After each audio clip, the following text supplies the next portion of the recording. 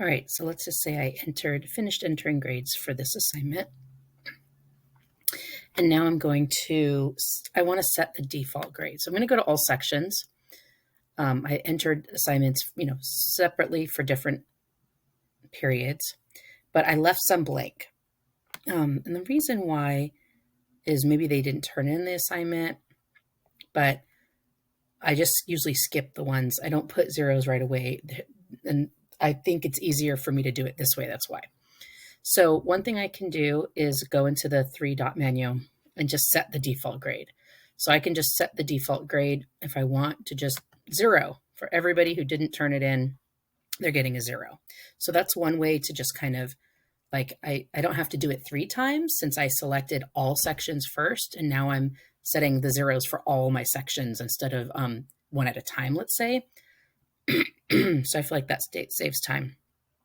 This is an interesting feature too, to overwrite already existed grades.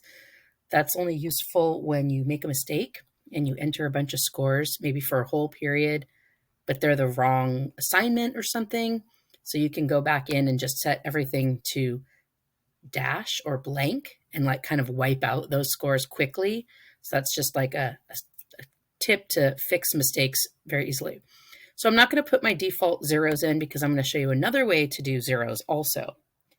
So that's one. Another way that I like to do it, if you set your grade for missing assignments, let's say I'm setting it to 0. Sometimes I use 50% for things like labs, but most people want to just give a 0 for a missing assignment. So I'm going to apply that. And then in here, I'm going to sort by low to high. So I'm going to scroll down to all the ones that have no score. They'll be at the bottom by themselves. So maybe these are zeros, or maybe they're absent students and I don't have a score. I don't really want to put a 0 yet, or whatever reason. This is the way I usually enter my zeros. So I just click missing and it automatically makes it a 0 because I told it to in the settings tab. So then I can just go to the next student, hit missing again, and then just keep hitting next student and missing. And so it's not only adding my 0 for me, but it's also tagging it as missing, which is convenient when you have assignments that are paper assignments, so it doesn't automatically mark things as missing. So to me, that's just a fast way to enter those missing assignments with the tag and a 0.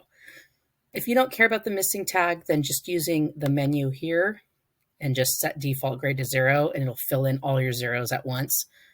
It just won't tag them. So that's the difference.